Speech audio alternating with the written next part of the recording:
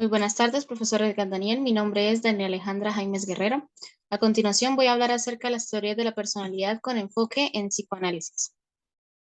Los autores que vamos a tratar a lo largo de la exposición son tres grandes exponentes de la escuela del psicoanálisis, como lo son Alfred Adler, Sigmund Freud y Carl Jung. Ellos tres hicieron parte de la escuela central de Freud, pero con el pasar del tiempo, al ser Freud un expositor de un modelo reduccionista, hizo que Adler y Jung con el tiempo se alejaran de la escuela. ¿De qué manera se va a dividir la exposición? Primero se va a hablar de cada uno de los autores de manera individual para dar respuesta a las preguntas de cómo ellos entienden el concepto de personalidad, el cómo se desarrolla dicha personalidad y las teorías que crearon en base a ello. Una vez que se haya hablado acerca de los autores, vamos a hablar sobre la importancia de la personalidad en el ser humano. El primer autor del que hablaremos será Sigmund Freud. Sigmund Freud hablaba sobre la sexualidad como lo que rige a la persona desde su nacimiento. Según él, la personalidad se desarrolla como producto del equilibrio entre el ello y el superyo. Cuando vivimos experiencias traumáticas a lo largo de nuestra niñez, nuestro cerebro las manda al inconsciente y posteriormente se reflejan en la vida adulta por medio de pensamientos, emociones y acciones. Para Freud, la personalidad era el conjunto de vivencias integradas. Es decir, dependiendo de la forma en la que nosotros vivamos las tópicas, que son la conciencia, el preconsciente y el inconsciente, el yo, el superyo, el ello, la economía, que es el nivel de placer que nosotros le brindamos a nuestro cuerpo, el deseo sexual y el instinto de Eros y el de Tánatos, es como se va a definir nuestra personalidad. Freud habló sobre dos tópicas. La primera tópica es la del inconsciente, el preconsciente y el inconsciente. De esta forma se divide la psique. Para entenderlo de una forma más sencilla, la conciencia es todo aquello que nosotros vivimos en el presente de lo que podemos hablar. Sería la punta de arriba del iceberg. El preconsciente son aquellos recuerdos, cosas que no están en el consciente, pero podemos traerlas al consciente. En cambio, la inconsciencia es por culpa de los traumas que hemos vivido a lo largo de nuestra vida, se reprimen y quedan en la parte de abajo del iceberg. La segunda tópica es la de el ello, el superyo y el yo. El ello es el placer instintivo que nosotros tenemos desde nacimiento. El superyo son los conceptos morales, es el sentimiento de castigo y culpa que siempre busca la perfección. El yo es el que se pone entre ellos para poder determinar qué decisión escoger. Para entenderlo de una forma más sencilla, como se muestra en la imagen, el ello sería esta criatura de acá que nos indica dejarnos llevar por nuestros impulsos, deseos, placeres. El super yo es lo que nos rige hacia lo perfecto. Y el yo es la persona del medio que toma la decisión de a cuál le va a hacer caso. Él también habló acerca de etapas psicosexuales. Son 5. La primera es la oral, que se vive de la edad de 0 a 1 año, que es cuando tenemos más relación con la madre en cuanto a su pecho y exploramos el ambiente por medio de la boca.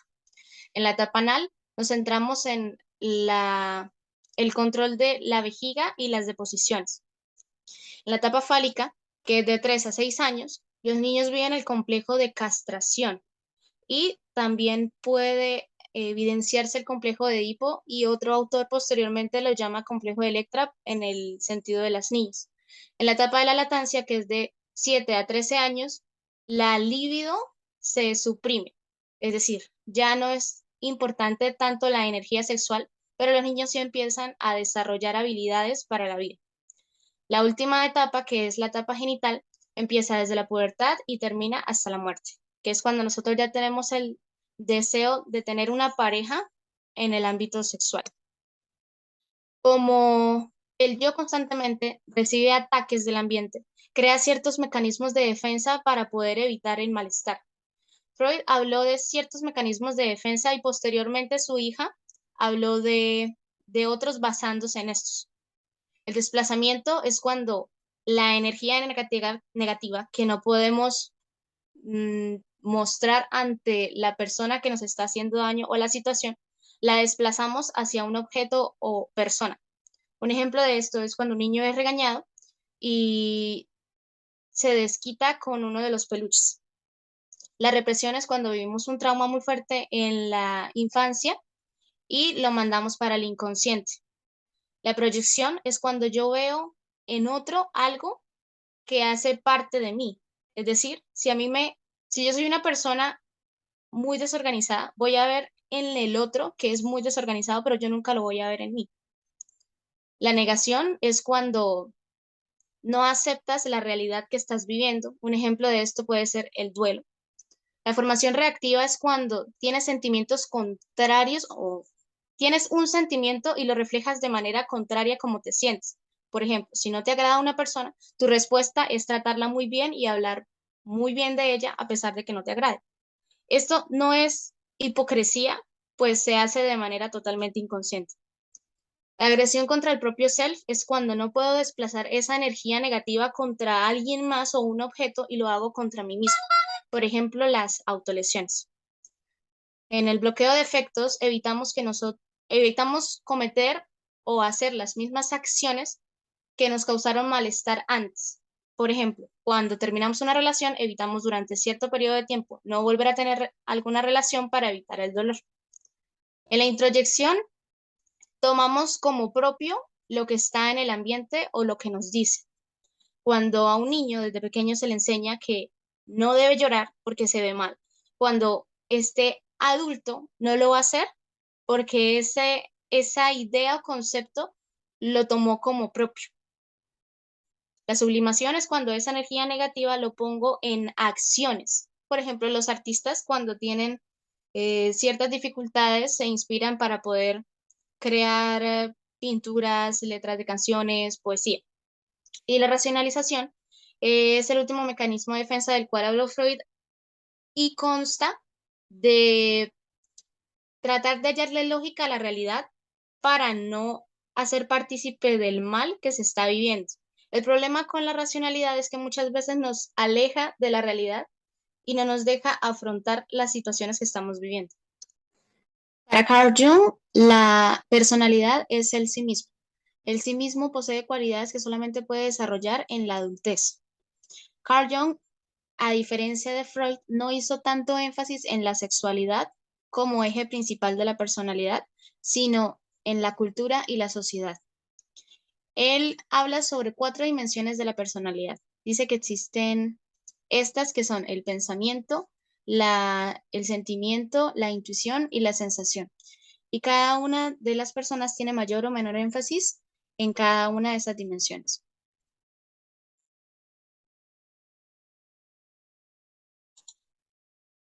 Él habló sobre la conciencia, el inconsciente personal y el inconsciente colectivo. A lo largo de la historia ya se había hablado de la conciencia y el inconsciente personal, pero él hizo gran énfasis en el inconsciente colectivo como algo que determina en gran medida la personalidad de una persona, que crea arquetipos o modelos de base de conducta que se siguen repitiendo a lo largo de la vida. Tras esto, él habló sobre 2 ejes principales que son la personalidad extrovertida, la personalidad introvertida. Y junto con las dimensiones de la personalidad, él crea 8 tipos de personalidad, que son el pensamiento introvertido, el pensamiento extrovertido, sentimiento introvertido, sentimiento extrovertido, el introvertido sensación, la sensación extrovertido y la intuición introvertida, finalmente la intuición extrovertida. Para Alfred Jung, la personalidad se rige o se produce debido a la lucha del individuo por superarse a sí mismo, por superar las debilidades físicas o psicológicas que el presente sean reales o no. Para Adler, lo principal en una persona debía ser la individualidad. No habló tanto sobre cómo los traumas afectan a nivel prolongado, pues la niñez de él fue dura, presentó varias dificultades y aún así no compartía la idea de Freud con que todo el mundo fuera enfermo, sino que todo el mundo intentaba superarse a sí mismo. Por lo tanto, la personalidad serían patrones adquiridos según estilos de vida y orden de nacimiento. Para él, la individualidad creaba seguridad en el ser humano, la conciencia y la fuerza social. Era primordial el crecimiento y el libre albedrío, pues esa es esa fuerza impulsadora que nos ayuda a crear una mejor sociedad.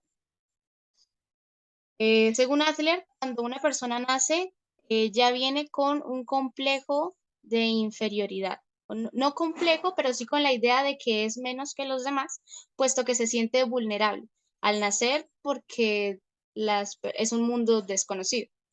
Y como respuesta a esto se crean los complejos. Está el complejo de inferioridad, que es la incapacidad de afrontar los problemas de la vida. Y por este complejo de inferioridad se busca sentirse superior a los demás.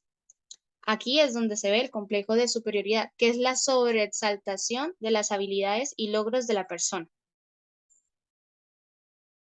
Por este sentimiento de inconformidad, de estar incompletos, el ser humano trata siempre de superarse, pero lo complementan con sentimientos de perfección. Él habla de 4 tipos diferentes de sentimientos de perfección. El primero es el dominante, serían las personas controladoras, autoritarias y con poca empatía. Crecen con la idea de que deben tratar mal a los demás o no les importa pasar sobre los demás bajo sus propios beneficios. El inclinado a recibir, que depende de los otros, son muy sensibles. El evasivo, que no hace frente a los problemas y pasan por alto los retos por miedo a fracasar. Y finalmente, el último es el socialmente útil. Estas son las personas que son sanas, son tolerantes, son empáticas, que ayudan a otros y tienen un desarrollo funcional en la sociedad. También indica que el orden de nacimiento es indispensable para el desarrollo de la persona, puesto que el hijo primogénito siempre tiene el privilegio de ser unigénito hasta cierto grado de tiempo. Pero ya después que llegan sus hermanos, presenta o puede experimentar envidia, puesto que se le quita este privilegio. Los hijos segundos siempre buscan alcanzar a los hermanos mayores y toman como ejemplo el comportamiento de ellos. Los últimos hermanos crecen o son más propensos a crecer con un sentimiento de inferioridad, son más consentidos, son muy hiperactivos y cuando ya están en la vida adulta tienen dificultades para poder adaptarse a ella. Finalmente, los hijos únicos nunca pierden la supremacía de ser los preferidos, de ser el foco central de los padres. Tienen probabilidades de no aprender a ser empáticos con los demás, a no compartir. Finalmente, la importancia de la personalidad. Bien, ¿por qué sería importante la personalidad? Gracias a la personalidad o los estudios de la personalidad, se han creado patrones de conductas normales y anormales, lo que nos permite poder prevenir actitudes y diagnosticar conductas para poder tratarlas. Es decir, con todo esto la personalidad nos ayuda a crear estrategias base para tratamientos psicológicos.